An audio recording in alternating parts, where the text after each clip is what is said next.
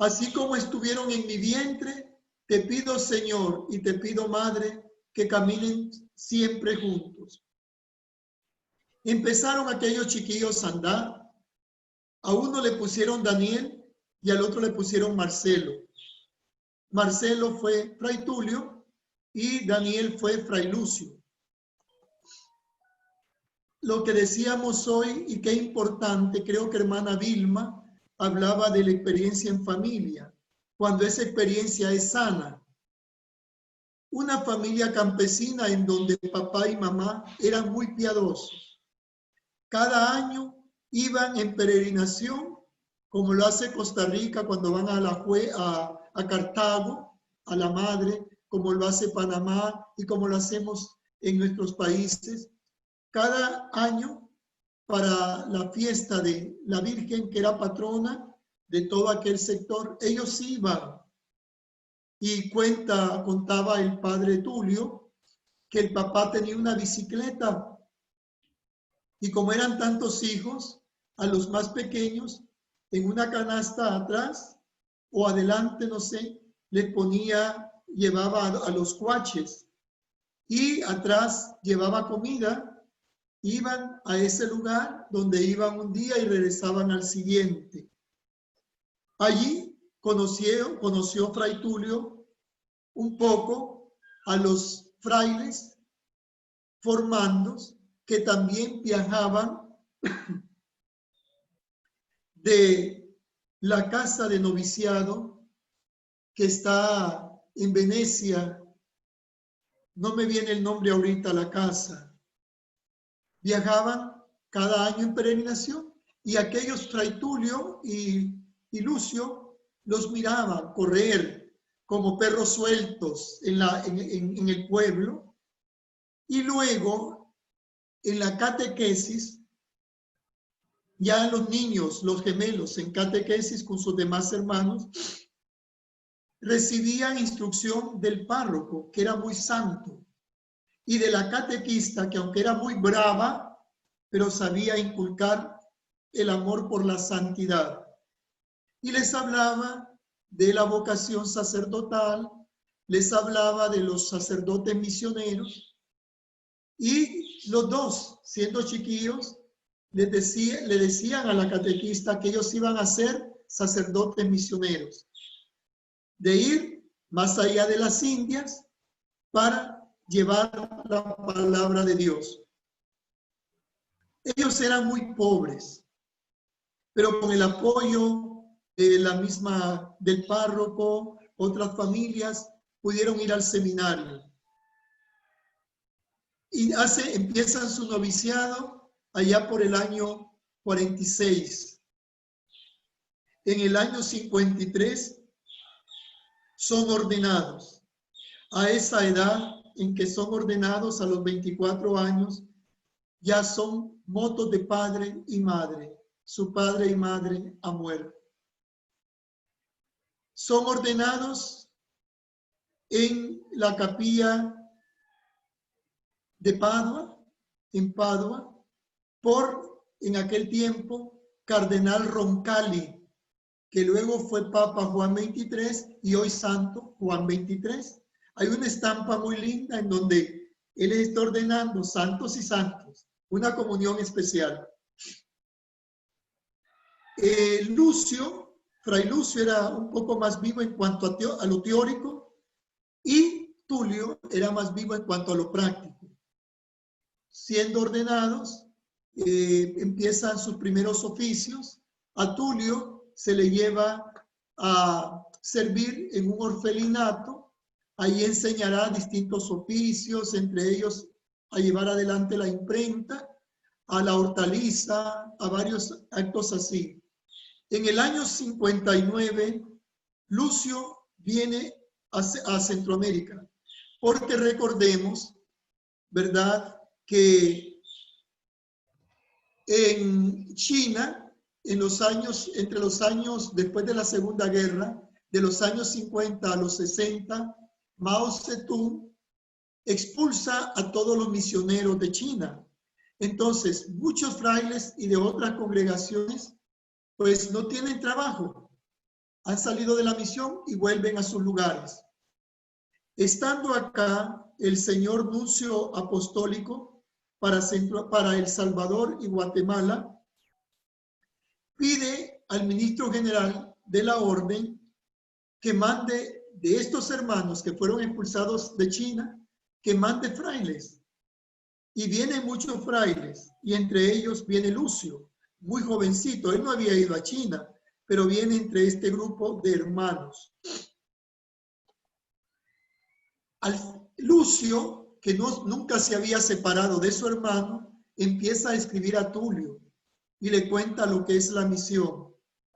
Tulio se sigue enamorando de la misión, pide el permiso y en diciembre del 59, viene a Guatemala y ya en enero de ese mismo año se le manda a esta zona nuestra, a esto que en ese tiempo era administración, no era misión más bien. Era una misión a la que venían para las fiestas floridas frailes o sacerdotes a misionar. Ya en el año 60 inicia lo que es la parroquia del Espíritu Santo en Puerto Barrios, y ahí Lucio va a ir como vicario del padre Eustaquio Peruzzi, que es el párroco del lugar. Y empezarán los frailes a ser como esos misioneros que van como perros sueltos por todo Izabal, junto con los claretianos.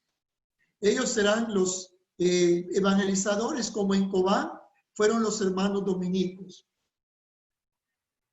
Por unos 10 años estará allí Fray Tulio laborando, y laborará en muchas cosas. Le gustará siempre los oficios más humildes. A él no le gustaba tanto predicar con la palabra, predicaba con su testimonio. En el año 70, Fray Tulio es trasladado a Morales, que fue ya su primera parroquia, y fue párroco 11 años de allí, en San José Morales. Ahí hizo su gran obra. La situación política de Guatemala era muy difícil en ese tiempo, porque era el tiempo en que estaba el problema de la tierra, y hoy sigue ese problema también. Está también la intervención del gobierno, los comisionados, lo que se llama la Guerra Fría, aquí en Guatemala, una situación bastante dura. Y en todo eso, pues estará Fray Tulio, escuchando las preocupaciones, el dolor de las familias que no tienen tierra y a las cuales los de cuello blanco de ese tiempo, apoyados por militares y comisionados, pues roban la tierra a los más desposeídos. Por escuchar a estas familias, a Tulio se le va a empezar a seguir y empezar a controlar. Se le empezará a amenazar. Allá por los años 79, tiraron una bomba y una ráfaga frente al convento. Sus superiores le dijeron a Tulio que mejor se fuera al Salvador, allá por el año 80, que se fuera al Salvador. Tulio dijo: El Salvador también está en guerra, allá no conozco a nadie. Prefiero, si tengo que morir, morir acá en Izabal. Tulio, cuenta Monseñor Gerardo Flores, primer obispo aquí en el vicariato, que viene al vicariato en el año 67, Monseñor Gerardo, dice que Fray Tulio era casi mudo. Es más, era muy tímido. Y en las reuniones, aunque Tulio era muy querido, en las reuniones se sentaba atrás, poco participaba, pero tenía un gran talento, muy obediente, y quería siempre renovar su espíritu desde la gracia de Dios. Un hombre muy tradicional en muchas cosas, pero abierto a nuevas ideas. En ese tiempo recordemos que está el auge de la teología de la liberación, y en Honduras ya llevaba 20 años el movimiento de la celebración de la palabra, un movimiento que hizo tanto bien en América Latina. Fray Tulio es enviado por Monseñor Gerardo Flores con otros sacerdotes y algunos laicos a conocer ese movimiento. Y cuando viene, se vuelve promotor de ello. Por eso también a Tulio se le llamará el párroco de la montaña, porque le encantará estar en la montaña, como a este su servidor. Luego, al venir acá, tendrá un encuentro muy lindo con nuestro querido Luis Obdulio, un joven que apuntaba a unos 29 años, que había nacido a 2 cuadras de aquí. Está su familia, está la casa. Un joven que creció bajo las faldas del hábito franciscano. Tulio nace en el año 50.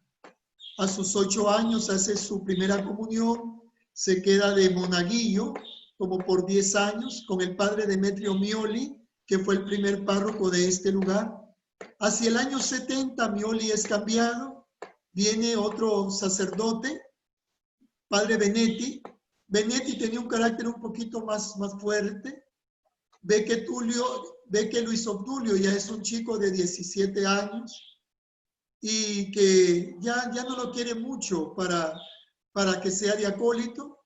Esto lo hace enojar un poquito a Luis Obdulio y se aparta un poco, pero su deseo de seguir sirviendo en la iglesia lo va a continuar. Con la llegada de Fray Tulio y un poco antes, ya en la persona de Luis Obdulio se mira esa capacidad de comunicarse con todos. Era un picaflor en ese sentido, un hombre muy comunicativo en su trabajo, en su familia y en el aspecto misional.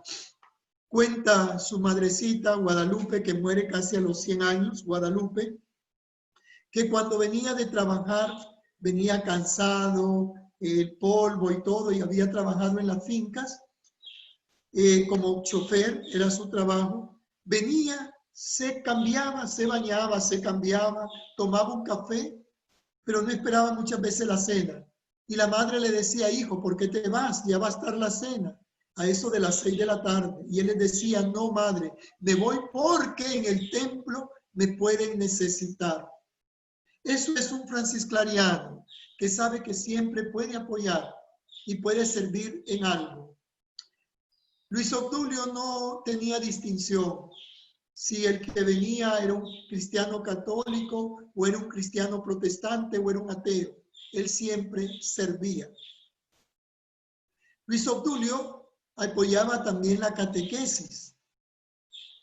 Por eso era un misionero catequista y 2 meses antes del martirio hizo su retiro como cursillista de cristiandad.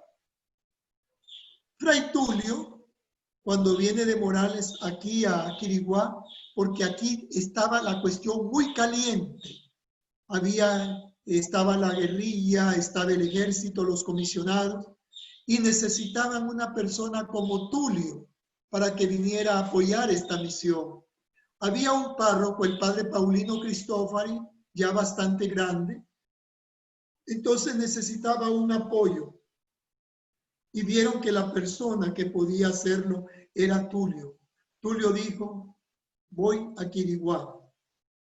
Aquí trabajó 14 meses. Vino en mayo de 1980 y el martirio fue en julio 1 de 1981. En esos 14 meses apoyó muchísimo la misión, sobre todo alrededor de la misión, las montañas, las fincas, porque el otro sacerdote era ya bastante mayor. Y todo esto le fue adquiriendo, desgraciadamente, un lote o una fama de que él estaba conspirando algo, sobre todo cuando iba al sector 7 de nuestra parroquia, que linda con Honduras, y pensaban que él estaba asesorando o promoviendo o apoyando la guerrilla. Nada de eso. El don que Tulio tenía era el don de la escucha. Amaba a los niños. Era un hombre en ese sentido muy especial. Tulio sabía de las amenazas.